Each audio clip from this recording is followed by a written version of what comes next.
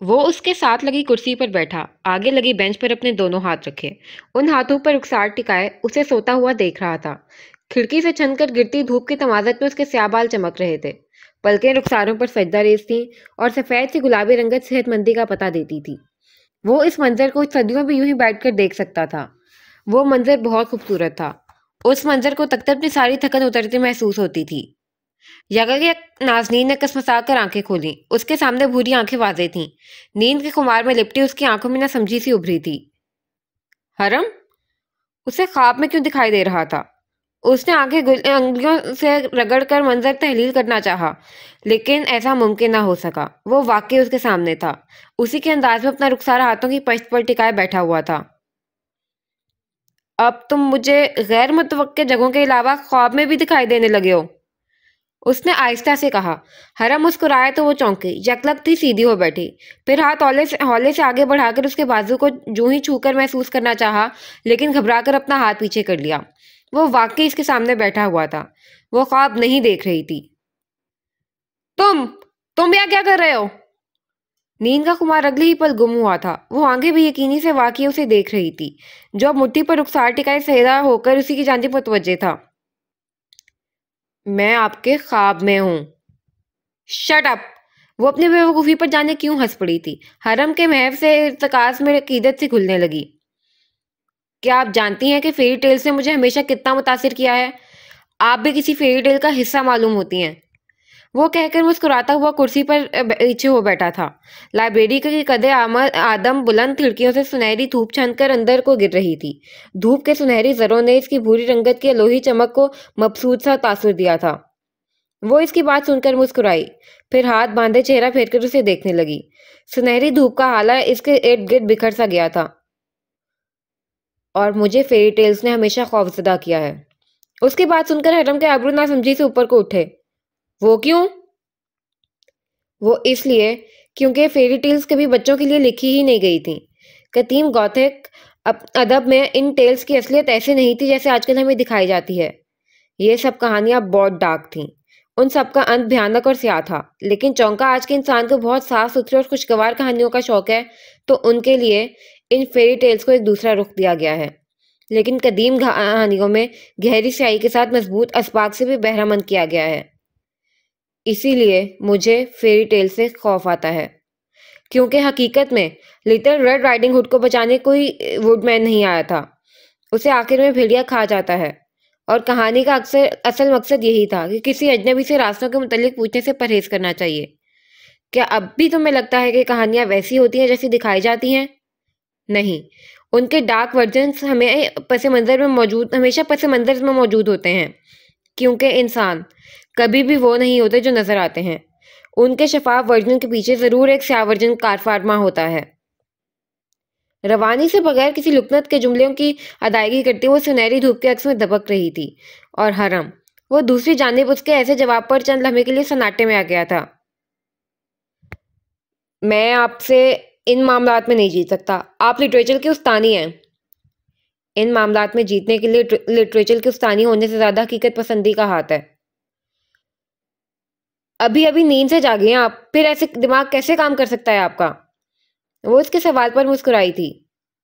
तुम यहाँ क्या कर रहे हो लड़के? उसने बैग से किताबें और कलम निकालते हुए पूछा था। पिछले रवैये के बरक्स वो इसके साथ बहुत नरम होती जा रही थी, जिसकी वजह उसे खुद भी मालूम नहीं थी। उस दिन ठीक से आपकी खैरियत नहीं दरियाफ्त कर सका था, सोचा आज पूछ लूं। बिल्कुल। लेकिन यह जवाब उसे नाज़नीन ने नहीं दिया था। यह जवाब उसे उनके मुकाबिल लगी कुर्सी खींचकर बैठे जावियार ने दिया था। कान में चमकता टॉप उतरती सुबह में चमका था। एक जानिब को उठी मुस्कुराहट ली उसने हरम की जानिब देखकर कंधे हचकाए थे। हरम के चेहरे पर बिखरी मुस्कुराहट गायब हो चुकी थी। भूरी जैकेट दुरुस्त किए वो अगले ही पल सीधा हो बैठा। आप इतने दिन से यूं ही नहीं आ रही थी, इसीलिए आपका यह सादतमंद तालिब इल्म भी आपकी खैरियत दरियाफ्त करने चला आया है आज। नाज़नीन ने ना समझी से उन दोनों को देखा था, फिर उन दोनों का तारुफ एक दूसरे से करवाने लगी, ये जाने बगैर कि वो तो बरसों से एक दूसरे को जानते थे, क्योंकि दुश्मन कभी एक दूसरे को नहीं भूला करते। वो दोनों भी बिना पलकें झपकाए एक दूसरे को तक रहे थे। इस उतरती सुबह में वो तकून आज मुकम्मल महसूस हो रहा था। वो दोनों बिना पलकें झपकाए एक दूसरे की आंखों में देख रहे थे। जावियार की आंखों का महजूज सा तासुर और हरम की तेवरी चढ़ी का पथरीला सा तासुर। बस इन दोनों तासुरात को वो ही नहीं देख पाई। ओह जावियार, कैसे हो तुम? मैं ठीक हूँ मैडम, आप कैसी हैं? हरम की आंखों से आंखें हटाए बगैर उसने हल्का सा मुस्कुराकर पूछा था। तो नाज़नीन ने ना समझी से हरम की जानिब निगाहें फेरी। क्या तुम दोनों एक दूसरे को जानते हो? नहीं, नहीं। दोनों एक साथ जोर से बोले थे। वो इनके एक साथ तरदीद करने पर लम्हा भर को हैरान हुई थी, फिर सर इस बात पे हिलाकर उनकी तरदीद को या कबूल कर ली। अब जब आप दोनों एक दूसरे को नहीं जानते तो मैं बताती चलूं कि जावियार ये हरम है, मेरा कज़न, और हरम ये जावियार है, मेरा स्टूडेंट। उम्मीद है कि तुम दोनों को एक दूसरे से मिलकर खुशी हुई होगी। वैसे भी हम उम्र ही हो दोनों। उसने मुस्कुराकर कहते हुए हाथ बढ़ाकर अपना कार्ड भी गले में डाल दिया था। फिर उसके नीले स्ट्रैप से अपने स्याह बाल निकालने लगी। साथ साथ उसने किताब भी उठा ली थी और कलम थामे गोया वो अपने काम की जानिब मुतवज्जे होने के लिए बिल्कुल तैयार थी। मुझे तो बेहद खुशी हुई आपके कज़न से मिलकर, लेकिन शायद आपके कज़न को मैं कुछ खास पसंद नहीं आया। उसकी जानिब से फेंके गए जुमले पर नाज़नीन ने अपनी जांचती निगाहें हरम के चेहरे पर डाली। वो जबरदस्ती मुस्कुराया, फिर टेबल पर रखी मुट्ठी खोल दी। नहीं, बिल्कुल भी ऐसा नहीं है। मुझे आपके स्टूडेंट से मिलकर बहुत खुशी हुई है नाज़नीन। वो तुमसे बड़ी हैं, तुम उनका नाम क्यों नहीं ले रहे हो? पहला एतराज किया गया था, वो भी माथे पर बल डालकर, और इससे पहले कि नाज़नीन जवाब देती उसे जवाब दिया जा चुका था। क्योंकि वो मेरी कज़न है। उनका मुझसे जो रिश्ता है वो आपके वाजबी रिश्ते से कहीं ज़्यादा पायदार है। इसीलिए मैं उन्हें नाम से ही पुकारता हूँ। रिश्तों की वाज़ेह लकीर में सापों और लाहकों की ज़रूरत हरगिज़ भी नहीं रहती। रिश्तों की वाज़ेह लकीर खींची ही इसलिए जाती है ताकि कोई भी गलतफहमी का शिकार ना हो सके। अब तक तो कोई भी गलतफहमी का शिकार नहीं हुआ। अलबत्ता आपको देखकर इस ख्याल पर मोहर सबत की जा सकती है। वो दोनों यूं बात कर रहे थे गोया वहां तन्हा बैठे हों। नाज़रीन बार बार कोई जवाब देने के लिए लब खोलती, लेकिन फिर इन दोनों की हाजिर जवाबी पर अपने खुले लब बंद कर लेती। ऐसा लग तो नहीं रहा था कि वो एक दूसरे से पहली दफा मिल रहे हों। उनके आसपास की फिजा में फैला तनाव वो बखूबी महसूस कर सकती थी। मेरे एक एतराज पर आप मोहर जब्त करने को तैयार हैं। ये वाजे करता है कि आप मुझे पसंद नहीं करते। हम चंद लम्हात पहले ही मिले हैं। क्या ये जरूरी है कि मेरी जानिब से आपके लिए पसंदीदगी का अंदिया किया जाए? मेरे लिए नहीं, कम से कम अपनी कजन का ही लिहाज कर लेना चाहिए था आपको। वो उसे तपाकर मुस्कुराता हुआ बोला। हरम उसके जवाब पर मुस्कुराकर पीछे हो बैठा। अगर एक शेर था तो दूसरा सवा शेर था। कजन का ही तो लिहाज कर रहा हूँ। जावियार का मुस्कुराता जबड़ा अगले ही पल सीधा हो गया था। नाज़नीन हरम के जवाब पर जेरे लब मुस्कुराई, फिर उन दोनों की जानिब बारी बारी देखा। कलम होठों पर रखकर कुछ सोचकर कहने लगी। बहुत खुशगवार आगाज कर रहे हो वैसे तुम दोनों इस पहली मुलाकात का। और उसके तर्ज पर वो दोनों ही पहलू बदल कर रह गए थे। मुझे नहीं पता कि तुम दोनों के एक दूसरे से क्या मसला है, लेकिन चौंका तुम दोनों मेरे हवाले से एक दूसरे को जानने लगे हो तो बेहतर यही है कि मेरी पहचान का ख्याल रखा जाए। कोई बदमज़गी नहीं, कोई तंज और कोई गैर आरामदह जुमले नहीं। दो छोटे बच्चों को अपने मकसूद से ठंडे अंदाज में नसीहत करती वो कुर्सी घसीट कर उठ खड़ी हुई थी। जावियार को खुनख्वार निगाहों से देखते हरम ने सर झटका था और जावियार ने दूसरी जानिब बहुत मुश्किल से हरम के रुखसार पर मुक्का मारने से खुद को बाज रखा हुआ था। अच्छा चलो, अब तुम दोनों लाइब्रेरी आ ही गए हो तो कुछ अच्छा सा पढ़ के ही यहाँ से जाना। किताबों वाली जगह से बगैर कुछ सीखे चले जाना बहुत बुरा समझा जाता है। वो उनके करीब खड़ी दोनों से कह रही थी और दोनों ही उसे मुस्कुराते हुए इस बात पर सर हिला रहे थे। दो बेकाबू भैंसों को नाज़नीन ने चंद अल्फाज से ही काबू कर लिया था, नहीं तो ये लाइब्रेरी फिर लाइब्रेरी ना लगती। आप सजेस्ट कर दें कुछ? जरा रुका, फिर मुकाबिल बैठे जावियार पर हूं वाली निगाह डाली। हम दोनों को। श्योर। वो कहकर एक शेल्फ की जानिब बढ़ी। उसने एक आबरू उठाकर हरम की जानिब देखा था। लाइब्रेरी में उसातिज़ा और तुलबा की आमदोरफ्त काफी हद तक बढ़ चुकी थी। पहली सुबह में धूप की तमाज़त घुलने लगी थी। अगर मैडम यहाँ मौजूद नहीं होती तो फिर बताता मैं तुम्हें। बिल्कुल, जैसे मैंने तो चूड़ियां पहन रखी है ना। वो दोनों दबी दबी सी आवाज में एक दूसरे पर कुर्रा रहे थे। नाज़नीन ने कुछ महसूस करके दोनों की जानिब चेहरा फेरा तो वो दोनों इसे देखता पाकर गड़बड़ा गए। फिर जल्दी से बेवकूफों की तरह मुस्कुराने लगे। उसने गहरा सांस लेते हुए सर हिलाकर चेहरा वापस फेर लिया। ये दोनों ही गड़बड़ लग रहे थे उसे। चंद लम्हात बाद वो कुछ मवाद लिए उन तक पहुंची, फिर हरम की जानिब बाइंड हुई पतली सी प्रिंटेड किताब बढ़ाई। ये एक ग्रीक ड्रामा है, ओइडिपस रेक्स। जो कि सोफोक्लस का तहरीर करता है। बेहतरीन ट्रेजिक ड्रामा है ये, तुम्हें ज़रूर पढ़ना चाहिए। इसमें क्या होता है? उसने हाथ में किताब थामकर वर्क उलटते हुए पूछा था। ट्रेजेडी है, मुझे लगा था कि तुम्हें ट्रेजेडी पसंद आएगी। उसके जवाब पर वो चौंका था। हैरत से चेहरा उठाकर उसे देखा, लेकिन अब वो ज़ावियार की जानिब कोई किताब पढ़ा रही थी। उसने ज़रा आगे होकर उसकी किताब पर निगाह डाली। और तुम हर वक्त लड़ते भिड़ते रहते हो। तुम्हें मुस्तंसर हुसैन तारड़ साहब की प्यार का पहला शेर पढ़नी चाहिए। लिखारी का नाम इतना मुश्किल है तो उन्होंने खुद कितना मुश्किल लिखा होगा। क्या मुझे कोई और पतली सी किताब नहीं मिल सकती? उसने बेचारगी से नाज़नीन की जानिब किताब बढ़ाई थी, लेकिन वो इस किताब को दोबारा उस तक धकेल चुकी थी। तुम्हें यही पढ़नी चाहिए। और अब तुम दोनों को मैं अपनी अपनी कुतब को जानिब मुतवज्जे देखूं। अगर नहीं तो हाथ बुलंद करके एक वार्निंग शॉट के बाद तुम दोनों को इस लाइब्रेरी से बाहर निकाल दिया जाएगा। वार्निंग शॉट कभी भी हाथ ऊपर करके छत की जानिब नहीं किया करते। वो पलटने ही लगी थी कि हरम की जानिब से की गई तस्वीर पर लम्हे भर को ठहर सी गई। ज़ावियार ने बेजारियत से आंखें घुमाई। ये और उसकी गन्स। क्या मतलब? मतलब ये कि अक्सर फिल्मों और ड्रामों में वार्निंग शॉट छत की जानिब करते हुए दिखाया जाता है, लेकिन बुनियादी तौर पर ऐसा करना दुरुस्त नहीं। हर वो इंसान जो हथियारों के साथ महारत रखता हो, वो कभी भी छत की जानिब बगैर देखे शॉट नहीं लेगा। गोलियों में पलट कर आने की सकत होती है। अगर वो आप पर पलट आए तो ऐन मौके पर इंसान मर भी सकता है।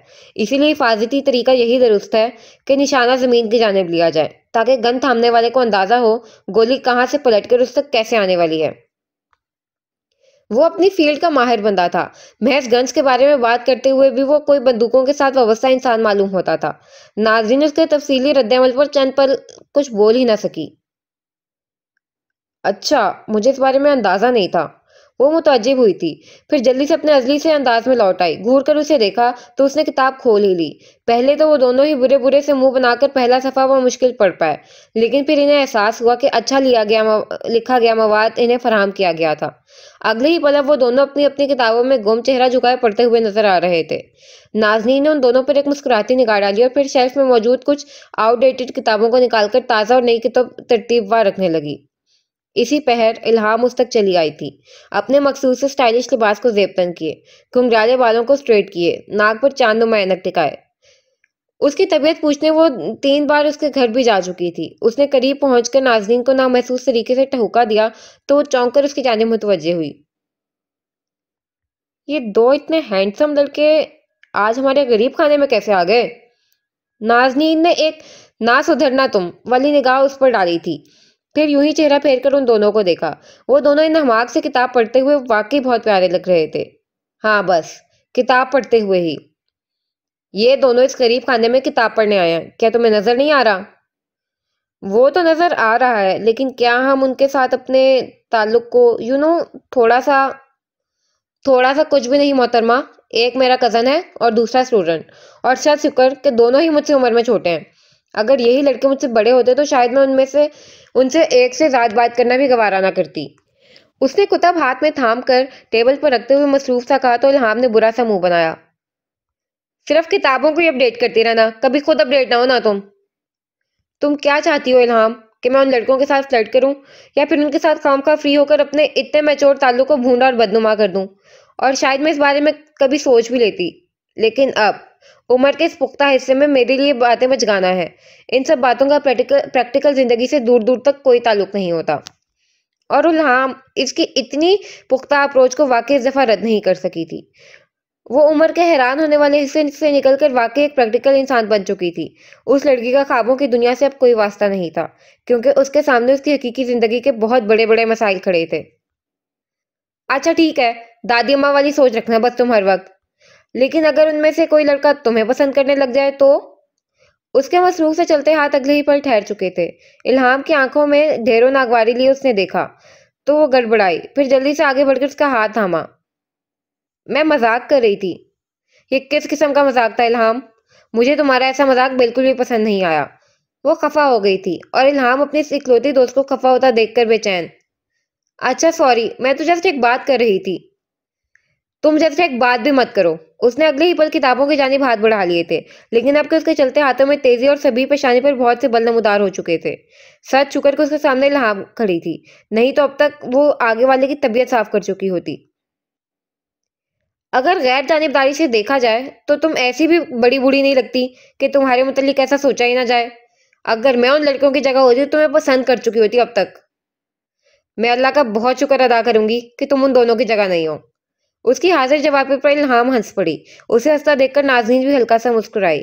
फिर इल्हाम कुछ याद आने पर उसके कंधे पर झुकी। मेरी मंगनी है अगले हफ्ते।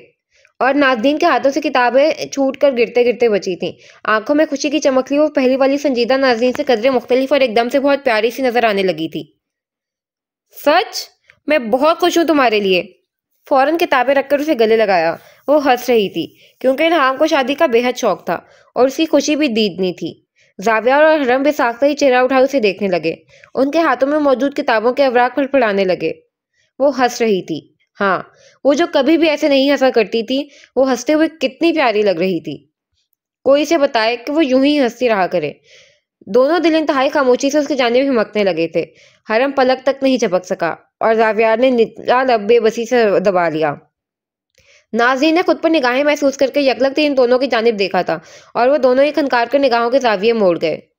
ओह, ये खिड़की कितनी खूबसूरत है। लेकिन ये कब से यहाँ है?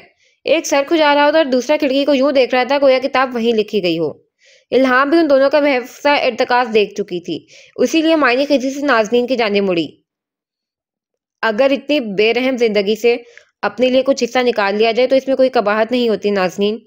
मैं उम्मीद करती हूँ कि खुदा तुम्हारे लिए तुम्हारी हयात के रास्ते आसान करे। उसने हल्का सा उसका हाथ दबाकर छोड़ा था और वो गहरा सांस लेती दोबारा से अपनी किताबों की जानिब मुतवज्जे हो गई थी। वो इस बेरहम जिंदगी से ऐसा कोई भी हिस्सा लेने पर राजी नहीं लगती थी। कसरत अंसारी के पुरतईश लाउंज में सन्नाटा छाया हुआ था। यूं गोया वहां पर किसी नफ्स की मौजूदगी यकीनी ही ना हो। दो मुकाबिल लगे कीमती सोफों पर रुहेला और शाइस्ता विराजमान थी। जीने, दाखिली दरवाजा, टीवी लाउंज गर्ज ये कि हर जगह जीरूज से पाक थी। रुहेला यकीनन हरम का इनकार शाइस्ता के गोश गुजार कर चुकी थी। इसीलिए उनकी जानिब से इतनी खैरी खामोशी का मुजाहिरा किया जा रहा था। वो हैरत से लबरेज खामोशी थी। कोई भी इनकार कोई इन्हें इनकार कैसे कर सकता था? ये शायद उनके लिए एक नया और अछूता सा इंकशाफ था। किस बिना पर हरम ने इनकार किया है? क्या मैं जान सकती हूँ? बहुत रुखाई से इस्तफसार किया तो रुहेला ने भी साख्ता थूक निकला। वो लाख खुद मुख्तार खातून सही, लेकिन शाइस्ता जैसी औरत के सामने बात करना उनके लिए भी मुहाल होता था। वो कहता है कि उसने कभी अभिया को उस नजर से देखा ही नहीं। उनके जवाब पर शाइस्ता ने नकुवत से सर झटका। फिर मेकअप से हटे चेहरे पर ढेरों को रखते के लिए रोहेला को देखा। अपने बेटे पर नजर रखो रोहेला। वो आजकल किसी और ही चक्रों में है। कहीं सुहेल की तरह तुम्हें भी आखिरी उम्र में किसी इंकशाफ से बहरामंद न कर दे। वो तंज था, एक कड़ा और इंतहाई बेरहम सा तंज। इस बात का इदराक करते हुए भी कि रुहेला अपने शौहर की पहली शादी के लिए इंतहाई हसास थी, शाइस्ता ने उसी बात का हवाला देने से हरगिज भी नहीं चूकी थी। उसे लोगों के उधड़े जख्मों पर नमक छिड़कना आता था। रुहेला बमुश्किल अपने तैश पर काबू पाती सीधे हो बैठी। क्या कहना चाहती हैं भाभी आप? साफ अल्फाज में कहें। साफ अल्फाज यही हैं कि तुम्हारा बेटा अपने से उम्र में 2 गुना लड़की के साथ बड़ी बेशर्मी का मुजाहरा करते हुए फेर चलाने की कोशिश कर रहा है। और मुकाबिल विराजमान रोहेला के कदमों से लम्हे भर के लिए जमीन से रख गई। आप ऐसा बेबुनियाद इल्जाम मेरे बेटे पर आयद नहीं कर सकती भाभी। तुम भी जानती हो और मैं भी कि मैं कभी भी कोई बात किसी सबूत के बगैर नहीं करती। मुझे और मेरे स्टेटस को ये बात जेब नहीं देती। लेकिन ऐसे कैसे? कौन है वो? शाइस्ता ने उनके उबलते सूर्य रूप को देखा था तो कुछ सीने में ठंडक उतरती महसूस होने लगी। अब आया था उन सही मानों में पहाड़ के नीचे। अपने बेटे की बड़ाइयां बयान करते जो औरत थकती नहीं थी, आज उसी औरत को उसके बेटे से बदगुमान करके उन्हें अलोही सी खुशी का एहसास हो रहा था। ये बताना मेरा काम नहीं है। बेटा तुम्हारा है, तुम ही उससे बराह रास्त पूछो तो ज्यादा बेहतर होगा। अब सिर्फ तमाशा देखने का वक्त था। वो अपने अंदाज में टांग पर टांग चढ़ाए पूरे एतमाद से बैठ गई थी। मैं आपसे मौजरत ख्वाह हूँ भाभी। मुझे पहले हरम से पूछना चाहिए था और फिर ही आपको इस रिश्ते की उम्मीद दिलानी चाहिए थी। जो हुआ बहरहाल मेरी लापरवाही की वजह से हुआ। मैं भाईजान से भी फ़ोन पर माजरत कर लूंगी। और हाँ, इस रिश्ते के इनकार पर मैंने एक अजालिया के लिए भी हाजिर हुई हूँ। वो शाइस्ता के इनकार पर इस कदर बेयकीनी का शिकार थी कि उनसे ठीक तरीके से बहस करने की हिम्मत भी ना कर सकी। उन्हें पहले हरम से बात करनी चाहिए थी। फिलहाल तो वो इन बिगड़ते हालात को किसी तरह संवारना चाहती थी। हरम लायक ही नहीं होगा अभी आगे, लेकिन एक और बेहतरीन रिश्ता है मेरी नज़र में अभी आगे लिए। लड़का खासा वेल ऑफ और अच्छे घराने से ताल्लुक़ रखता है। अगर कोई कबाहत ना हो तो एक बार उस रिश्ते पर नज़रसानी ज़रूर कीजिएगा भाभी आप। चलती हूँ और बहुत शर्मिंदा हूँ आपसे।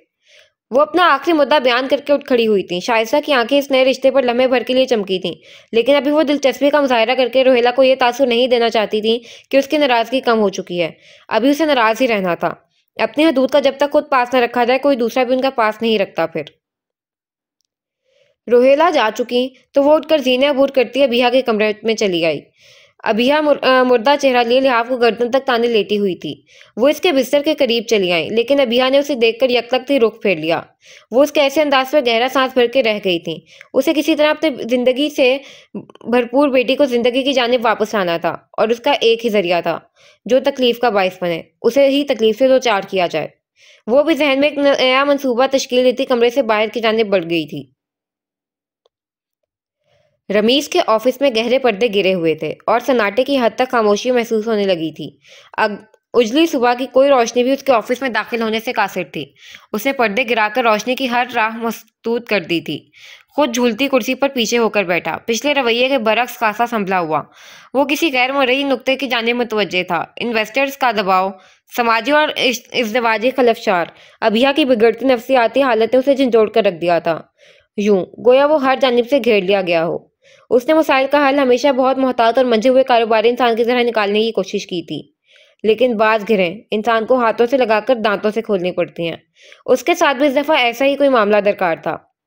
अगले ही पल ऑफिस का भारी दरवाजा धकेलकर सूटेड बूटेड सा अहमद अंदर चला आया। सुबह के इस पहर वर्कर्स की मौजूदगी ना होने के बराबर थी। वो करीब चला आया और फिर इसके सामने हाथ बढ़ाकर एक खाकी रंग का लिफाफा रखा। नाज़नीन के बैंक अकाउंट्स और दीगर सरगर्मियों से इस सच पर मोहर जब्त हो चुकी है कि वो गलत बयानी नहीं कर रही थी। उसके पास प्रॉपर्टी के कागजात वाकई मौजूद नहीं हैं। वो खाकी लिफाफा चाक के देकर तफसीलात देखता खामोशी से अहमद की ब्रीफिंग सुन रहा था। मैंने उसके मजीद ताल्लुकात पर भी काफ़ी वक्त लगाकर जांच पड़ताल की है, लेकिन कुछ भी मशकूक महसूस नहीं हुआ मुझे। वो लड़की सच कह रही है, उसे कागजात का इल्म तक नहीं है।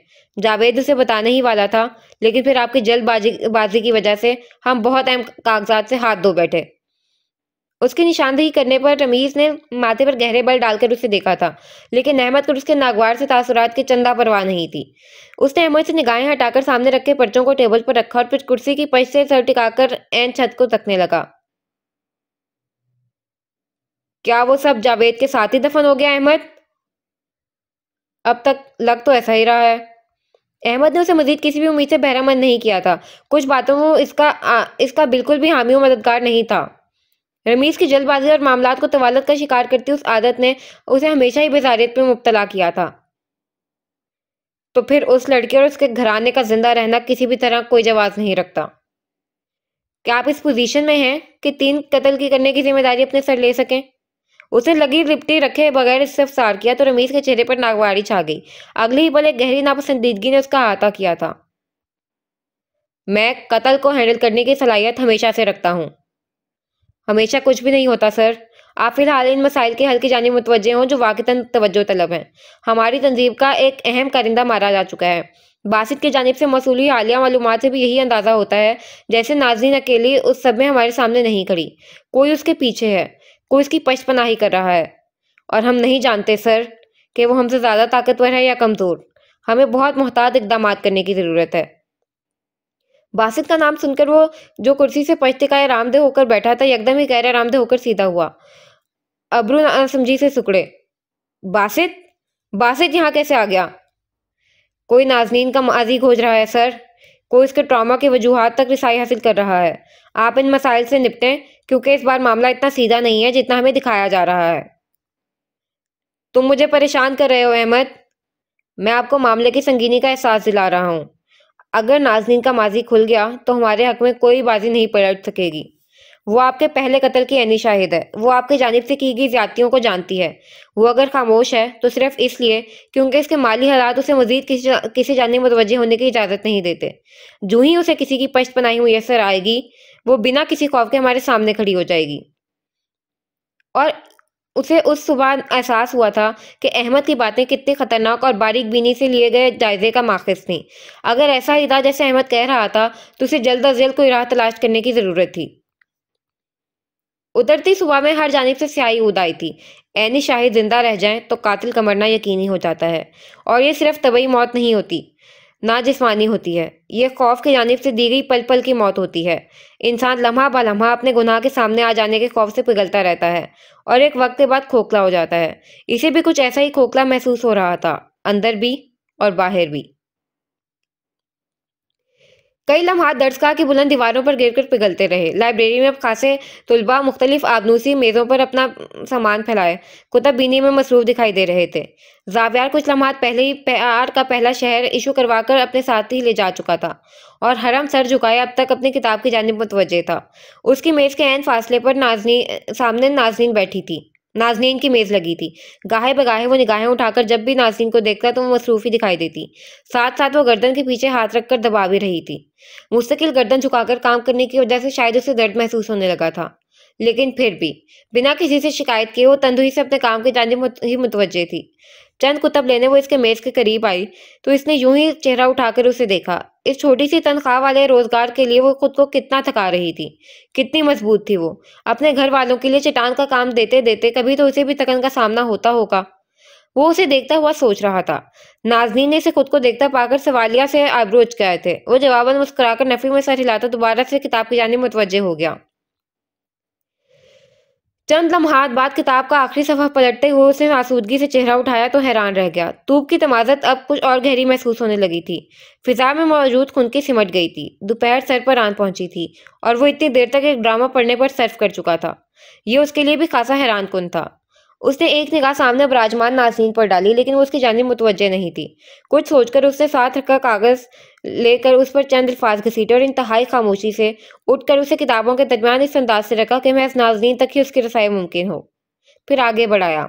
उसके टेबल के सामने रुका तो उसने मसरूफ सा चेहरा उठाकर उसे देखा। आपको नींद कैसे आती है इतनी ट्रेजिक कहानियां पढ़कर? वो उसके इस तफसार को समझ सकती थी। ये यूनानी ड्रामा वाकई बहुत कड़वा और बहुत बेरहम हद तक ट्रेजिक था। मुझे तो नींद आ जाती है, ये सोचो तुम्हें कैसे आएगी नींद?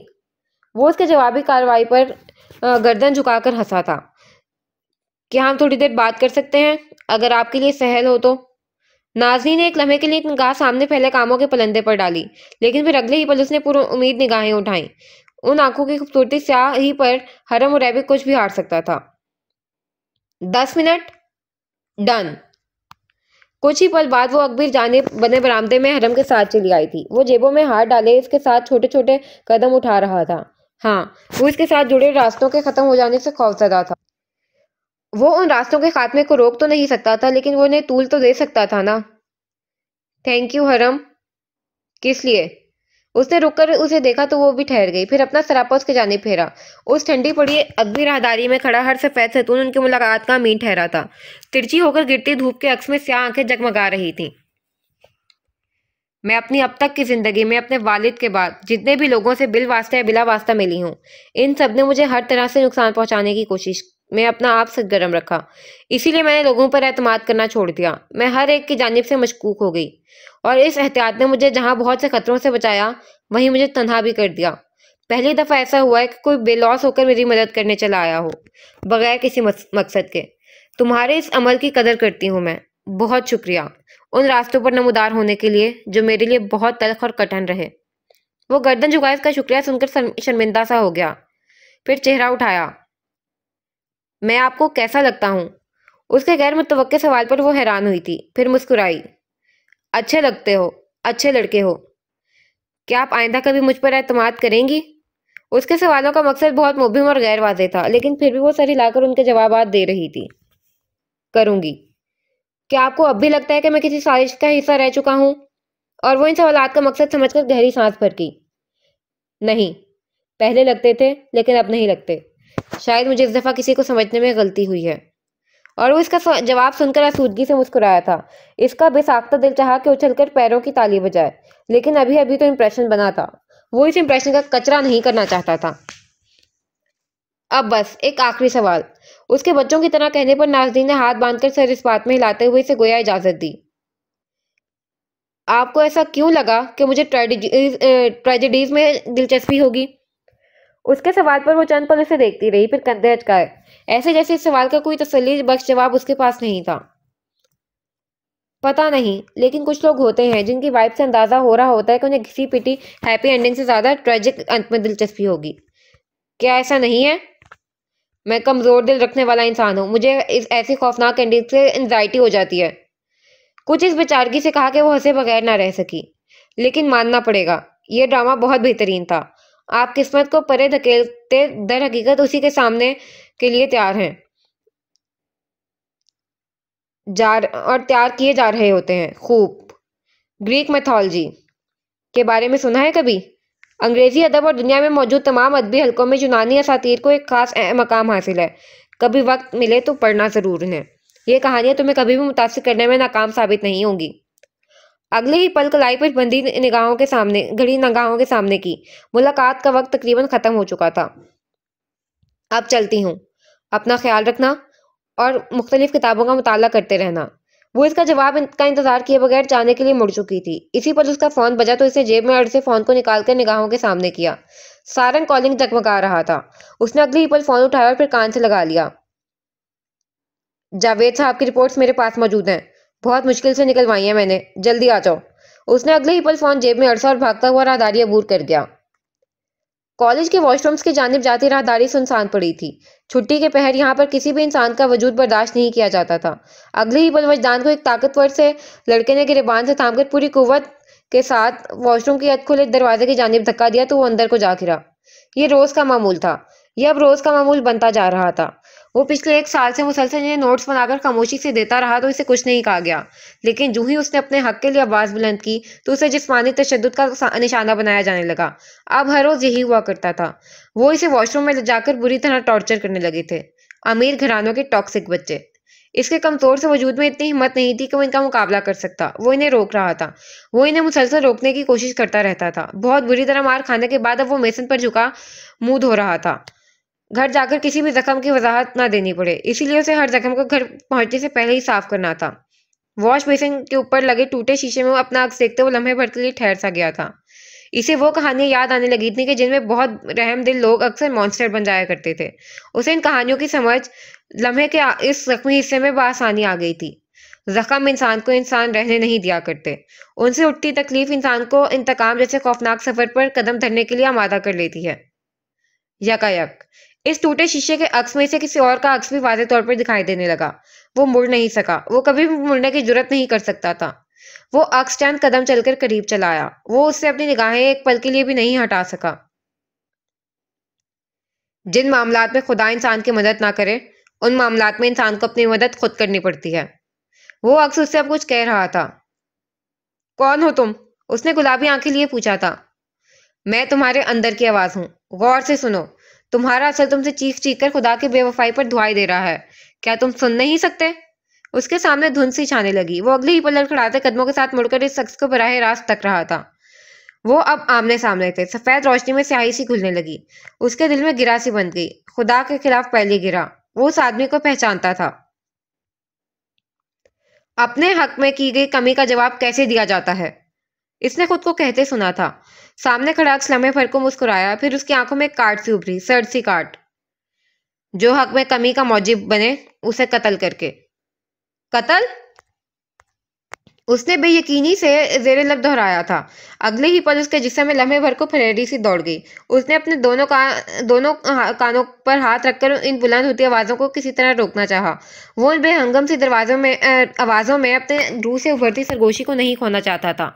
उसने घबराकर सामने सादा अक्स को देखा। मुझे आप जैसा नहीं बनना रमीज दादा, उसने मुश्किल कहा था। रमीज सरशार सा मुस्कुराकर अगले ही पल आगे बढ़ाया था। फिर आगे बढ़कर उसके स्याह बालों पर शफकत से फेरने लगा। तुम तलहा की औलाद हो। मुमकिन नहीं कि तुम बगावत के मुर्तकिब ना हो सको। मैं तुम्हारे पलट आने का इंतजार करूंगा वजदान। जब तुम थक जाओ तब मेरा दरवाजा खटखटाना, क्योंकि अनकरीब ही ये दुनिया तुम्हारे अंदर सांस लेती स्याहियों के बायस तुम्हें बेदखल कर देगी। तब तुम्हारे जख्मों को साफ करने वाला कोई भी नहीं होगा, और इसी लम्हे तुम्हें इदराक हो जाएगा कि मैं कभी भी गलत नहीं था। उसकी आंखों में कुछ ऐसा था कि वजदान उनसे अपनी निगाहें नहीं हटा सका। वो गोया सहरजदा कर दिया गया था। उसके इर्द गिर्द सहर तहलील होने लगा था। वो शराब में घिरता जा रहा था। वो कब उस राहदारी से गुजरा, कब उसने कॉलेज का दाखिली दरवाजा पार किया, कब वो सड़कों पर बेमकसद फिरता हुआ अपने घर चला आया। सब जैसे उसके जहन से हज़फ हो चुका था। महज चंद बातों की गूंज सुनाई दे रही थी उसे, हर जानिब से, हर तरफ से, अंदर बाहर से। आप उस बच्चे के साथ क्या करना चाहते हैं, सर? अहमद ने रमीज के साथ तेजी से कदम उठाते हुए इस्तफसार किया। रमीज का चेहरा सपाट ही रहा, हर जज्बे से आ रही खालिसा। मैं उसे तराश कर वो बनाऊंगा जो तलहा को नहीं बना सका। वो एक छोटा बच्चा है। बच्चों को जंग में घसीट कर किसी भी बढ़तरी को हासिल करना कभी अमल है। जंगों में हमेशा बच्चे ही घसीटे जाते हैं अहमद। तुम, मैं, नाज़नीन और अब तलहा का बेटा, हम सब ने अपनी जंगें कमसिनी में से लड़ना सीखी हैं। पुख्ता होने के बाद खुदा के खिलाफ दिलों में नफरत रासिख करना एक मुश्किल काम है। कम सीने में नरम दिलों को नफरत और गुस्से की जानिब मोड़ा जाए तभी तो वो ऐन जवानी में समर का काम दिया करते हैं। और तलहा का बेटा, वो तो पहले ही अपनी जात के अंदर मौजूद सियाहियों में घिरा हुआ है। उसे इस राह की जानिब फिरना मुश्किल नहीं है कुछ। वजदान अपने बिस्तर पर दराज लिहाफ सर तक ताने बामुश्किल खुद की लर्जिश पर काबू पाए हुए था। कुछ शराब बहुत ताकतवर हुआ करते हैं। उनके पीछे भागते भागते हयात के कतरे खुश्क होने लगते हैं। वो भी सफ़ेद पड़ते लबों के साथ अपनी हयात के कतरों से लम्हा ब लम्हा खाली होता जा रहा था। वो सारंग के क्लिनिक में ही मौजूद था। उसके हाथों में तलहा और जावेद दोनों की रिपोर्ट्स थीं। सारंग एक जानिब बैठा मजहर के बंगले से मिली यूएसपी में मौजूद फाइल्स को डिक्रिप्ट करने की कोशिश कर रहा था और हरम सोफे पर विराजमान दोनों रिपोर्ट्स को बगौर पढ़ रहा था। एक अजीब सी चीज मुश्तरक है इन दोनों अमवात में, उसने सर झुकाए ही कहा। सारंग ने लैपटॉप के पार से चेहरा जरा बाहर निकाल कर उसे देखा। क्या? तलहा को गोलियां मारने से पहले उसके सर पर एक भारी पेपर वेट मारा गया था। दूसरी जानिब जावेद के मुंह पर भी बुरी तरह से बूट मारने के निशानात वाजे हैं। तो इस बात का क्या मतलब हुआ? इस बात का मतलब हुआ कि उनकी मौत से कबल उन पर अपना पूरा भरपूर गुस्सा उतारा गया है। यानी उन्हें अजियत वाली मौत दी गई थी। उन्हें बहुत तकलीफ देकर मारा गया है। तो जावेद सर को भी कत्ल किया गया है? जहां तक मुझे लगता है तो हाँ, उन्हें कत्ल किया गया है, क्योंकि हिट एंड रन के अक्सर केसेस में ऐसी अमवात रिपोर्ट नहीं होती कि जिसमें जिस्म को पूरी तरह से गाड़ी तले कुचल दिया गया हो। ऐसी सिर्फ एक ही सूरत में हो सकता है, जब सामने वाला वाक़तन आप पर गाड़ी चढ़ाने का इरादा रखता हो। जावेद के जिस्म की तकरीबन तमाम हड्डियां टूट चुकी थीं, यही यानी उन्होंने पोस्टमार्टम तक की गुंजाइश नहीं छोड़ी। उसने रिपोर्ट्स को बगौर पढ़ने के बाद सामने टेबल पर डाल दिया था। सारंग भी गहरा सांस लेकर पीछे हो बैठा। सब बातें और तमाम सबूत बहुत मुबहम थे। कहीं से भी किसी राह को इनके लिए वाज़ेह नहीं किया गया था। अब कैसे पता चलेगा? अगले ही पल वो सीधा हो बैठा।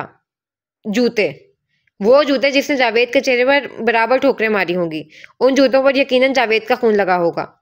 उस खून के जरिए हम उनका डीएनए टेस्ट देख सकते हैं। और तुम्हें लगता है कि हमें 18 साल बाद वो जूते मिल जाएंगे? ये एक बिल्कुल नामुमकिन सी बात है हरम। कोई और राह निकालो। लेकिन अब वो उठ चुका था। साथ ही उसे सोफे की पश्त पर डली जैकेट भी उठाकर पहन ली थी। हमारा मेजर सस्पेक्ट कौन है? रमीज। हम अपनी कार्रवाई रमीज से शुरू करेंगे। डोंट टेल मी कि उसने 18 साल से वही जूते पहन रखे होंगे। सारंग को अब बेजारियत होने लगी थी। जब भी कोई सिरा उसके हाथ नहीं आता था वो हर एक काम से उकताने लगता था। लेकिन हरम बहुत मुस्तकिल मिजाज था। वो किसी भी चीज़ से बामुश्किल उकताया करता था। उसकी डेडिकेशन ही उसे बहुत से लोगों में मुमताज करती थी। अब तुम कहाँ जा रहे हो? रमीज के ऑफिस। मैंने उसकी बेटी के रिश्ते से इनकार कर दिया है, तो इसी सिलसिले में माजरत करने जा रहा हूँ। मॉम की कॉल आई थी दोपहर में, सब झाड़ पड़ी है। वो उसके बेचारे से अंदाज पर हंसने लगा था। हरम ने सर हिलाकर रुख डिस्पेंसर की जानिब फेरा और अभी वो इसे पानी का गिलास भरता पानी पीने ही लगा था कि उसका मोबाइल पैगाम की रिंगटोन से बज उठा। उसने ग्लास स्लैब पर रखकर अंगूठे से पैगाम खोला। थियोगनी, क्लैश ऑफ द टाइटन्स। उसने पैगाम को बगौर पढ़ा। अबरू अगले ही पल सुकड़ गए। ये क्या था? उसने नंबर देखा तो प्राइवेट था। उसने हैरत से पैगामात वाला बार कोड खोला तो मुस्तकिल एक ही पैगाम कई दफा उसे भेजा गया था।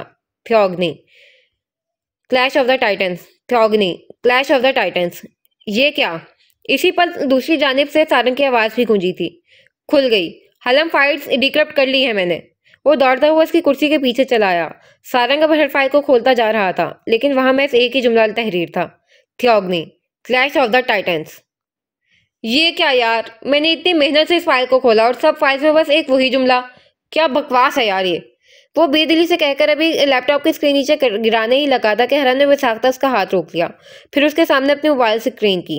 सारंग ने हैरत से पैगामात की एक लंबी फहरिस्त में यही 70 रकम देखी तो मुतअज्जिब आंखें हरम की जानिब फेर लीं। ये तो एक यूनानी असातीर है हरम, एक ग्रीक मिथ। और वो करंट खाकर सीधा उठ खड़ा हुआ था। इसके समात में नाज़नीन की बातें लम्हे भर को घुलीं। क्या तुमने ग्रीक मैथोलॉजी के बारे में सुना है? वो सुन हो गया था। उसने हाथ में थामा मोबाइल निगाहों के सामने किया। एक और पैगाम पूरी आबोताब के साथ जगमगा रहा था। 3 दरवाजों के पार दीवार गिर या कायम है और मुकीद है तुम्हारा खजाना उस दीवार तले। उसके आसपास गर्दिश करती हर शय लम्हे भर को ठहर सी गई। सारंग उसके हाथ से मोबाइल उचककर पैगाम बार बार दोहरा रहा था। किसी को पता था कि रमीज जल्द ही नाज़रीन को कत्ल करने का हुक्म जारी करेगा। इसीलिए इसीलिए मुझे हुक्म दिया गया कि मैं उसकी हिफाजत करूं। और अभी इस पहेली में मौजूद खजाने का लफ्ज निशानदेही करता है उन कागजात की जो गायब हैं। कोई जानता है कि जावेद ने कागजात कहाँ छुपाए हैं। वो बेयकीनी से बुत बना इस पैगाम को लम्हे के 1000वें हिस्से में डिकोड कर चुका था। अगले ही पल उसने सारंग के हाथ से मोबाइल झपटा और बाहर की जाने भागा। उसे जल्द अज जल्द तालूत से मिलना था। गाड़ी को तेजी से सड़क पर दौड़ाते हुए उसके दिमाग में झक्कड़ से चल रहे थे। कोई तालूत के ऊपर मौजूद था। तालूत को कोई हुक्म दे रहा था। वो जो कोई भी था उसकी हर एक जंबिश से वाकिफ था। कई घंटों की ड्राइव के बाद उसने सुनसान जगह में वाकई घर के सामने गाड़ी रोकी और फिर बाहर चला आया। जंगले का दरवाजा धकेल कर वो तेजी से आगे बढ़ता जा रहा था। फिर घर के दाखिली दरवाजे को अपने पास मौजूद दूसरी चाबी से खोलकर अंदर चला आया। तालूत सामने जीनों से उतर रहा था। इसने आओ देखा ना तो आगे बढ़कर उसे गिरबान से जकड़ा और दीवार के साथ सख्ती से लगा लिया। वो हैरान सा उसका चेहरा देख रहा था। किसने किसने हुक्म दिया था तुम्हें नाज़रीन की हिफाजत के लिए? तुम्हें कैसे पता चला कि जल्द या बदेर रमीज नाज़रीन को कत्ल करने का हुक्म देगा? और वो कागजात कोई उनके बारे में भी जानता है? मुझे बताओ, नहीं तो मैं तुम्हें अभी क्या भी गोलियों से छिल्दी कर दूंगा। वो तैश से चीखा था लेकिन तालूत वैसे ही पुरसकून रहा। उसके चेहरे पर एक पुरस्कार से मुस्कुराहट उभरी थी। हरम ने नासमझी से उस मुस्कुराहट को देखा। तुम कौन हो? और वो अगले ही पल सन्नाटे में आ गया था क्योंकि उसे मालूम था कि तालूत को निस्यान लाहक था और वो चीज़ों और इंसानों को अक्सर इसी तरह फरामोश कर दिया करता था जैसे अभी। वो हरम को पहचानने से इनकारी हो गया था। कौन हो तुम? उसकी पूरी सार मुस्कुराहट अगली ही पल सिमट गई थी। हरम की आंखों में बेयकीनी उभरी। ऐसे लम्हे में उस पर वारिद हुई थी कि कोई भी तासुर देने से कासिर था। उसके हाथ तालूत के गिरबान पर अब तक सख्ती से जमे हुए थे। तालूत ने दांत पीसकर उसे दोनों हाथों से दूर धक्का दिया तो वो तवाजुन कायम न रखने पर उल्टे कदमों जमीन पर गिर पड़ा। तालूत बिल्कुल स्पॉट चेहरा लिए आगे बढ़े से जूं ही लात मारने लगा तो वो बिजली की तेजी से करवट लेकर पलट गया। फिर अगले ही पल उठकर उसने तालूत को पिछले गिरेबान से दबोचकर दीवार के साथ सख्ती से लगाया। मुझे बताओ, किसने हुक्म दिया था तुम्हें? उसका सवाल जूं का तू था। तालूत हंसना पड़ा। उसके हंसने का अंदाज इस कदर मानूस था कि हरम को लम्हे भर के लिए गुमान गुजरा कि शायद उसे सब याद आ गया हो। उसने जल्दी से उसका गिरेबान छोड़ दिया। फिर जैसे ही आगे बढ़कर उसके मुकाबले आया तो तालूत ने जोरदार मुक्कड़ उसके जबड़े पर दे मारा। एक बार फिर से चूकने की बायस वो जमीन पर घसीटता हुआ दीवार से जा लगा। उसकी पीठ पर खराश के गहरे निशान पड़ गए। तालूत ने तेजी से आगे बढ़कर टेबल पर धरी गन उठा ली थी। फिर उसके ऐन सामने आ खड़ा हुआ, गन उसकी पेशानी पर तानी। हरम ने चेहरा उठाकर उसे देखा और फिर उसकी आंखें तालूत के हाथ में पकड़ी गन के जाने फिसली। अगले ही लम्हे वो हंस पड़ा था। जिसने उसे बंदूक पकड़कर अपना दिफा करना सिखाया था आज वही उस पर बंदूक ताने हुए था। ये तो तय था कि वो आखिरकार सबको ही खो देगा। किसने भेजा है तुम्हें? मेरे हेड आउट का पता कहाँ से मिला तुम्हें? उसकी मशीनी से आवाज पर उसने आंखें उठाकर उसे देखा, फिर हाथ आगे बढ़ाकर उसकी गन को अपने माथे पर टिकाया। शूट! पहले जवाब दो। इस पर धाड़ा तो हरम ने सुकून से गर्दन एक जानिब ढलकाई। सॉरी तालूत। अगले ही पल वो उसका गन वाला हाथ पूरी तरह मरोड़ता हुआ उठ चुका था। तालूत ने मुजाहिमत की कोशिश की तो उसके हाथ से बंदूक दूर जा गिरी। हरम ने उसके जबड़े पर इतनी ही कुव्वत से मुक्का मारा था। वो लड़खड़ाया। उसे संभलने का मौका दिए बगैर उसने गर्दन से दबोचा, फिर आगे बढ़कर घुटना मोड़ते हुए उसके पेट पर मारा। वो बिलबिलाकर नीचे झुक गया था। हरम ने हाथ रोक लिया, 2 कदम पीछे हटा, होंठ पर लगा खून आस्तीन से रगड़कर साफ किया। लेकिन तालूत अब के मुकम्मल तौर पर चौकन्ना होकर उस पर झपटता था। वो दोनों ही लड़ना जानते थे। उनसे एक दूसरे का कोई भी वार नहीं चूक रहा था। वो दोनों हाथों से हर वार को वक्त से पहले ही रोक रहे थे। एक दूसरे की आंखों में आंखें गाड़े वो दोनों एक दूसरे को मात देने के लिए बेताब लगते थे। औकात इसी पहर पीछे की जानिब सफर करने लगे। वो महज 20 साल का था। तालूत उस वक्त खासा जवान था। वो इसके साथ घंटों घंटों इसी तरह मशक किया करता था और जब उसकी ट्रेनिंग का आखिरी दिन था तब उसने तालूत को हरा दिया था। उस्ताद और शागिर्द बराबरी की सतह पर कभी नहीं आ सकते, लेकिन फिर कुछ शागिर्द अपने उस हादसा से बाजी ले जाया करते हैं। बिलाशुबा वो भी उन्हीं शागिर्दों में से एक था। उसने उछलकर एक जोरदार तालूत के सीने पर मारी तो वो दूर जा गिरा। वो खुद भी जमीन पर गिरा पड़ा था। खाली पड़े घर में फूली सांसों की आवाजें गूंजने लगीं। तालूत, उसने मोहताज से अंदाज में उसे कुछ पहर बाद पुकारा था। तुम कहा करते थे ना कि लड़ाई का असूल है या तो मार दो या फिर मर जाओ। दरमियानी राहें कभी भी फाइटर्स के लिए नहीं हुआ करती। गलत, वो कहकर खांसा था। उसके सीने पर पड़ने वाली लात का असर था जो इसे सांस लेने में दुश्वारी सी देने लगा। फाइटर्स कभी भी दरमियानी राह का इंतखाब नहीं किया करते। एक ही बात है। दो अलग बातें एक बात कैसे हो सकती हैं? मफहूम तो एक ही है ना? उसके कहने पर तालूत अपने सीने पर हाथ रखकर दबाने लगा था। उसे दर्द बदस्तूर महसूस हो रहा था। कानों में हल्की सी सीटी भी बज रही थी। वो अपने हवास पर मुश्किल काबू पा रहा था। हम मफाहिम का पीछा करने वाले लोग नहीं हैं। फिर हम कौन लोग हैं? हम अल्फाज की तरतीब से बातों का मतलब निकालने वाले लोग हैं। और वो इसके जवाब पर लाजवाब सा हो गया था। उसे नहीं पता था कि वो खुद भी ऐसा ही है, अल्फाज पकड़ने वाला, उनके उतार चढ़ाव से मामलात की तह तक पहुंचने वाला। शायद तभी वो इतने अच्छे तरीके से झूठ बोल लेता था, क्योंकि इसे अंदाजा था कि कौन सा लफ्ज कहाँ जोड़कर बात को अपना मतलब कैसे देना है। वो मफहूम तरतीब देने वाले लोग थे। याद आया कुछ तुम्हें? याद करो, मैं हरम हूं। उसकी रगों पैर में गिल्ट दौड़ने लगा। उसे हाथ हल्का रखना चाहिए था तालूत पर। वो पहले ही एक बीमार इंसान था और उसने अपनी सारी फ्रस्ट्रेशन उसी पर उतार दी। बगैरत इंसान, उठाओ मुझे आकर अब। उसके कहने पर वो तेजी से जमीन पर रेंगता उस तक पहुंचा। तालूत का सर अब तक पीछे की जानिब ढलका हुआ था और वो गहरे सांस लेता अपनी आस्तीन से नाक से निकलता खून साफ कर रहा था। तुम्हें कुछ याद आया? बकवास बंद करो अब। और उसके ऐसे तर्ज तखातों पर हरम गर्दन झुकाकर जेरे लब हंस दिया था। फिर आगे बढ़कर उसे सहारा देकर उठाने लगा। वो कमजोरी के बायस वह मुश्किल चल रहा था। अब उसे अगले कई घंटों तक उसके जख्म साफ करके पट्टी करनी थी। वो तभी उसे कुछ बता सकता था। स्याही रात की गहराई से फूटती तारीकी हर सू फैली हुई महसूस हो रही थी। वो ईशा के बाद से ही सोफिया के साथ घर की सफाई में मसरूफ थी। पहले दोनों कमरों की सफाई की गई थी और अब सोफिया बरामदे को झाड़ रही थी। वो सफाई वजदान के साथ ही किया करती थी, लेकिन चौंका अभी दोनों की जानिब खैरी खामोशी फैली हुई थी तो सोफिया ने ही नाज़रीन के साथ सफाई करने को तरजीह दी, क्योंकि वो कितनी ही थकी क्यों ना होती, इसे अपना काम करने की खुद आदत थी। वो इनके लिए दूसरों को आवाज़ें देना बहुत पहले ही तर्क कर चुकी थी। सोफिया बरामदे को झाड़कर साफ कर चुकी तो वो भी किचन को चमकाकर बाहर चली आई। अब सिर्फ कच्चा सहन और दाखिली रविश ही रहती थी। अब मैं खुद कर लूंगी अम्मी, आप जाकर आराम करें। उसने उनके हाथ से ऊंची सी झाड़ू लेकर एक जानिब रख दी। सोफिया से भी थकन के बाद ज्यादा काम नहीं हो पा रहा था। शुगर जैसे मर्ज ने उनके अंदर मौजूद तमाम अज़ा की ताकत को सेंच लिया था। सर हिलाकर वो गुसल खाने की जानिब बढ़ी तो नाज़रीन ने ढीले पड़ते जूड़े को दोबारा से बांधकर कदम कच्चे सहन के जानिब बढ़ाए। पहले क्यारियों की सफाई, फिर बेसन को धोया, शीशा साफ किया। वो अखबार से शीशा रगड़कर अभी भी साफ कर ही रही थी कि उसे किसी का अक्स उस शीशे में नजर आया। वो वजदान था।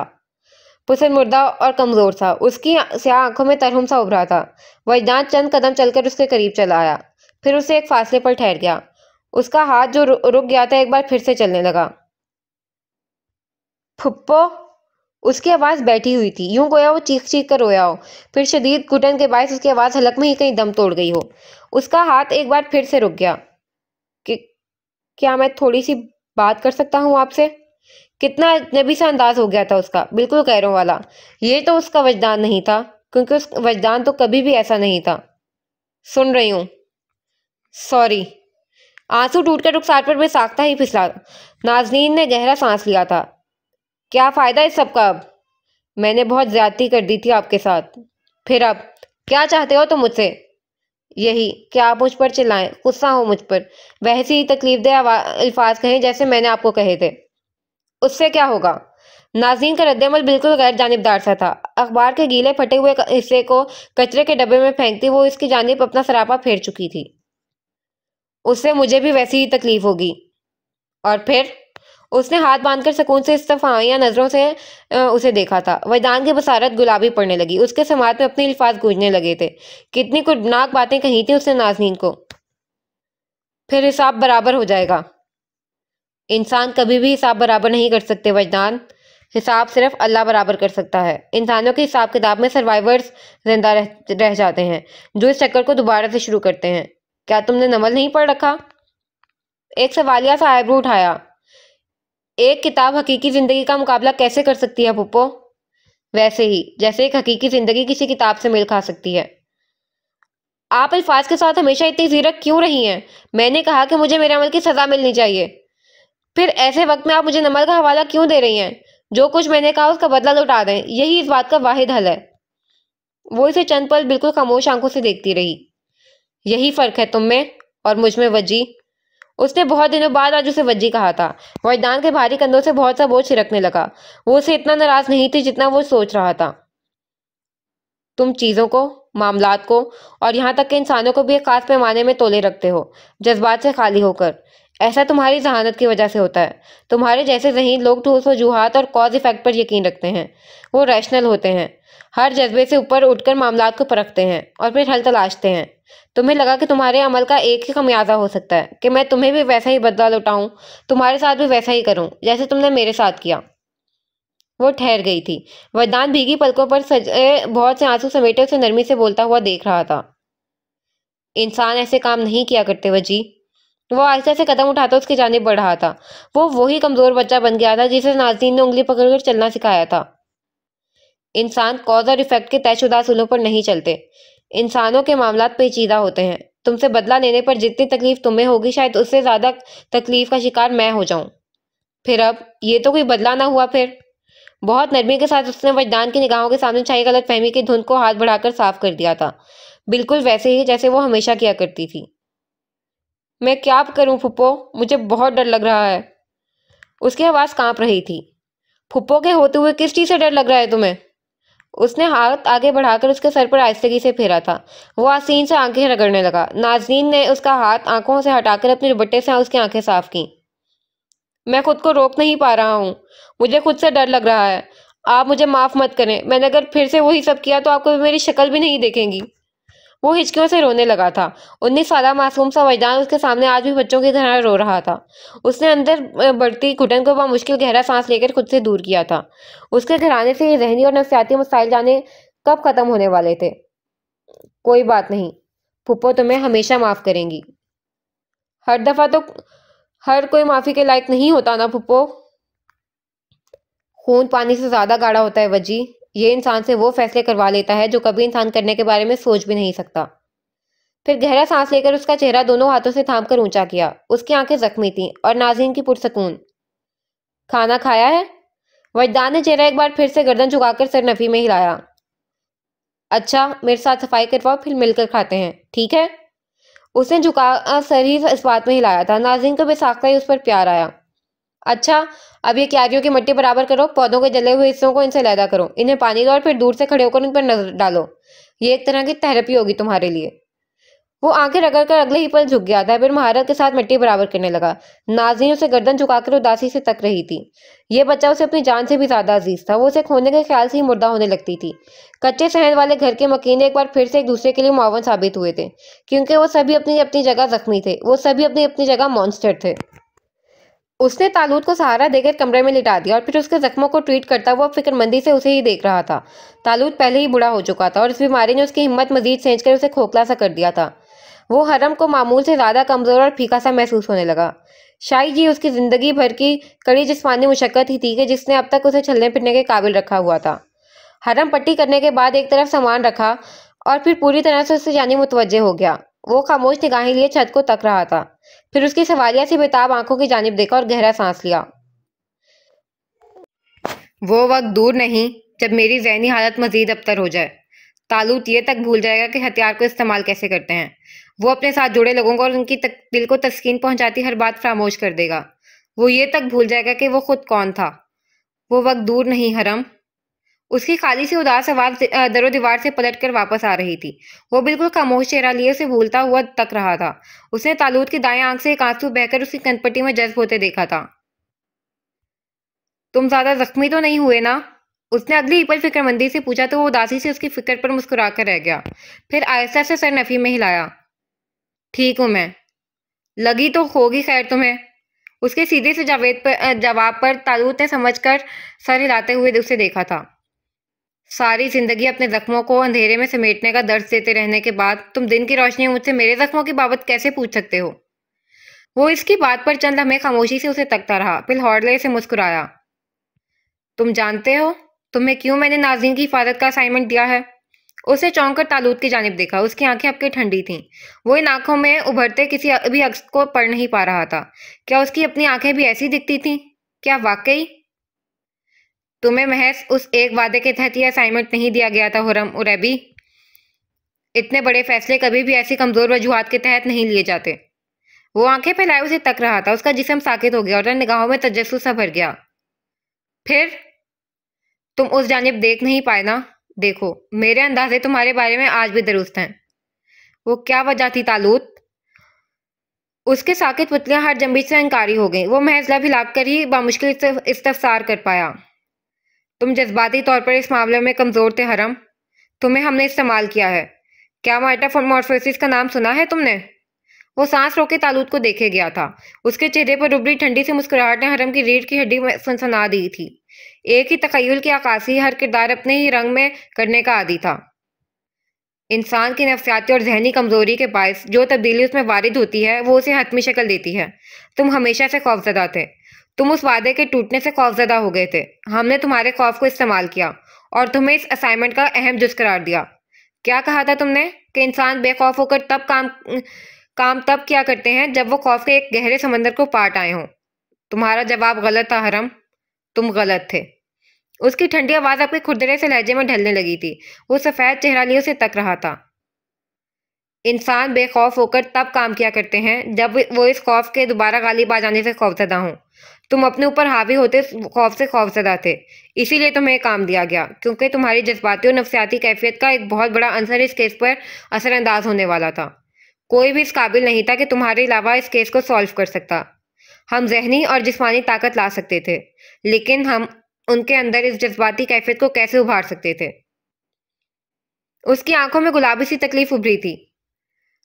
तुम मुझे इस्तेमाल कर रहे थे अब तक? हाँ, इस्तेमाल हो रहे थे तुम। और वो कौन है जिसने तुम्हें सब करने का हुक्म दिया है? 3 दरवाजों के पार दीवार गिरिया तले मुकीद है तुम्हारा खजाना। क्या तुम उसकी बात कर रहे हो? वो मुस्कुराया था। हरम पलके नहीं झपक सका। उसे अपना सांस रुकता हुआ महसूस हो रहा था। तुम मिले हुए हो उसके साथ? तालूत का चेहरा संजीदा हो गया। फिर उसे नौले से नफी में सर हिलाया। हरम के चेहरे पर खामोशी सी नासमझी उभरी। जैसे तुम मेरे मातहत हो, ऐसे ही मैं भी किसी का मातहत रह चुका हूँ। मुझे जिंदा रहने के लिए और तुम्हें जिंदा रखने के लिए उससे रवाबित रखने ही थे। कौन है वो? वो एकदम ही अपनी जगह से उठ खड़ा हुआ था। उसके रगो पैर में तैश लावा बनकर दौड़ा था। क्या जहराबाद में हुआ वाकया उसकी जहनी अजियत के लिए काफी नहीं था कि वो अपने उस्ताद के हाथों इस्तेमाल होकर अपनी बची हुई जिंदगी को भी किसी की खातिर जंग लगा रहा था? उसके अंदर अपने साथ हुए इस साल पर गुस्सा सा भर गया था। मुझे बताओ कौन है वो? उसकी आंखें सुर्ख हो रही थीं। तालूत को सड़ता हुआ खामोशी की एक लहर ने जकड़ लिया था। वो अब उसके बिस्तर पर दोनों हाथ रखकर झुका, सुर्ख आंखों से उसे तक रहा था। जैसे ही मेरे मुंह से उसका नाम आजाद होगा, उसी लम्हे मुझे मार दिया जाएगा हरम। ये वो कीमत है जो एक एजेंसी से वाबस्ता गनमैन को चुकानी ही पड़ती है। वो आहिस्ता कैसे सीधा उठ खड़ा हुआ। बेयकीनी सी बेयकीनी थी। अचंभा सा अचंभा था। ये जावेद का बैकअप प्लान है जो तुम्हें सॉल्व करना है। मैं इससे ज्यादा कुछ नहीं जानता। ये एक पहेली है जो तुम्हें सुलझानी है। ये नाज़नीन की इमानत है जो तुम्हें उस तक पहुंचानी है। इसकी खयानत तुम्हारे लिए तौक साबित होगी। हरम 2 कदम पीछे हटा। मैं तुम लोगों के हाथों मजीद इस्तेमाल नहीं हो सकता। मैं अभी के अभी इस असाइनमेंट से रिजाइन करता हूं। तुम नहीं कर सकते। तालूत ने उसके इर्द गिर्द बिछाए जाल की आखिरी डोरी खींची थी। वो बेयकीनी से आबरू सुकेड़ू से देख कर रह गया। तुम्हें चुना ही इसीलिए गया था ताकि तुम उससे कभी इनकार ना कर पाओ। तुम कभी उस काम से नहीं मुकर सकते। तुमसे इनकार की इजाजत और सलाहियत दोनों सलब कर ली गई हैं। दरवाजे की चौखट पर बेयकीनी से खड़ा वो बिस्तर पर दराज मुजम्मिल वजूद से उठने वाले इंकशाफात की ताप नहीं ला पा रहा था। वो अब तक इस्तेमाल हो रहा था। और जैसा ज़हीन, शातिर और इंतहाई मोहताज इंसान किसी के हाथों इतने लंबे अरसे तक इस्तेमाल होता रहा। क्या ऐसा मुमकिन था? उसके इर्द गिर्द अचंभा सा घुलने लगा। तुम मेरी तरबियत महज उस एक इंसान के बोलने पर कर रहे थे? उसके इर्द गिर्द झक्कड़ से चलने लगे। लम्हों ही में तालूत की जानिब देखते हुए उसने आहिस्तगी से कहा, ऐसे जैसे वो खुद भी इस बात पर यकीन करने से कासिर हो। यूं गोया वो निखाह खोलेगा और तो ये सब ख्वाब साबित होगा। और तालूत ने उसकी आहिस्तगी से डिकोड किए पैगाम को सुनकर अपना वजूद बमुश्किल बिस्तर से उठाया था। नहीं, तुम सब एक जैसे हो, सब के सब। उसने उसकी कोई भी बात सुने बगैर रोक बाहर की जानिब फिरा और तेजी से चौखट पार करता भागता हुआ बाहर की जानिब बढ़ गया। पीछे तालूत के चेहरे पर कुटनाक से आसार नमूदार हुए थे। वो उसे आवाज देकर रोकना चाहता था, लेकिन हरम किसी भी बात को फिलहाल सुनने को तैयार नहीं था। और इसके मामलात की तह तक पहुंचने जाने वाली आदत से शायद वो अब तक इसीलिए भी खौफजदा रहा, क्योंकि वो जानता था कि एक दिन वो जरूर इन सब बातों को यूं ही कभी बहुत आसानी के साथ समझ लेगा। लेकिन तालूत उसे मजीद अंधेरे में नहीं रखना चाहता था। वो खुद जल्द ही सब कुछ भूल जाने वाला था। उसकी बीमारी उसे काबिल नहीं छोड़ने वाली थी। और उस सबसे पहले उसने हरम को बहुत कुछ अहम बातें बतानी ही थीं। बस वो अहम बातें उसे इतनी जल्दी बतानी पड़ जाएंगी, उसके बारे में तालूत ने कभी नहीं सोचा था। उसे टायर से चराग कर गाड़ी पलटने की आवाज सुनी तो आंखें बंद कर लीं। उसका सबसे प्यारा शागिर्द आज उससे खो गया था, क्योंकि वो उसे धोखा देने का मुर्तकिब ठहरा था। वो उस लम्हे के लिए सारी उम्र से खुद को तैयार करता आया था, लेकिन उस एक लम्हे में इतनी अजियत का सामना करने के बारे में उसने कभी ख्याल भी नहीं किया था। दूसरी जानिब हरम के चेहरे पर पहाड़ों की सी सख्ती के साथ जख्मों के आसार भी बखूबी देखे जा सकते थे, क्योंकि उसे आज चोट वहां से आ लगी थी जहां से उसने कभी चोट लगने का तसव्वुर तक नहीं किया था। इसी पहर जावियार दूसरे कमरे से निकलकर तालूत के कमरे में चला आया। फिर वो इसके सराहने खामोशी से आ बैठा, ठीक वहीं जहां कुछ देर पहले हरम बैठा हुआ था। तालूत ने गर्दन फेरकर उसकी जानिब देखा तो तकलीफ मजीद गहरी होने लगी। वो अब दोबारा कभी वापस नहीं आएगा। उसके अंदर दर्द सा फैलने लगा। जावियार ने गहरा सांस लिया और फिर हाथ आगे बढ़ाकर उसकी उधड़ी बैंडेज दुरुस्तगी से बांधी। वो कभी भी एक जानिब की कहानी सुनने के बाद दूसरी जानिब की कहानी सुनने का आदी नहीं रहा है तालूत। तुम्हें उसे ये सब बताने से परहेज करना चाहिए था। मैं अनकरीब सब कुछ भूलने वाला हूँ। मैं उसके साथ इतना बड़ा जुल्म करके इस दुनिया से नहीं जाना चाहता था। वो उसके जवाब पर तल्खी से मुस्कुराया। हम सब बैक वक्त जालिम और मजलूम होते हैं तालूत। ऐसा मुमकिन नहीं कि इंसान दो दायरों से आज़ाद हुए बगैर इस दुनिया से रुखसत हो जाए। अपने अमाल का बोझ तो बहरहाल हर सूरत ही बर्दाश्त करना होता है। उसने उठकर खिड़की का पर्दा बराबर किया और फिर तालूत पर उसका लिहाफ दुरुस्त करता बाहर की जानिब जूं ही बढ़ने लगा तो उसकी आवाज़ पर ठहर गया। कहाँ जा रहे हो? वो रुक सा गया था, फिर खामोशी कतई आंखों से सामने देखा, गहरा सांस लिया और गर्दन जरा तिरछी करके तालूत पर एक निगाह डाली। उसे ऐसे नहीं छोड़ सकता। वो जख्मी होता है तो खुद को मजीद तकलीफ देता है। उसकी खामोशी आवाज में ना ही अजली गुस्सा अलकोले रह रहा था, ना ही उनके माबैन पलती चपकलिश का कोई शायबा था। वहां सिर्फ फिक्र थी, सिर्फ परवाह थी। कब तक क्यों उसका पीछा करते रहोगे तुम? नफरत करता है वो तुमसे। किसी गलत फहमी का शिकार मत होना तालूत, क्योंकि मैं भी उससे उतनी ही नफरत करता हूँ जितनी वो मुझसे करता है। उसने बेतासुर सा कहकर कदम तेजी के साथ बाहर की जानिब बढ़ाए। तालूत ने अपना थका सर तकिए पर गिरा दिया। स्याह रात पूरी तरह से पिघलने लगी थी।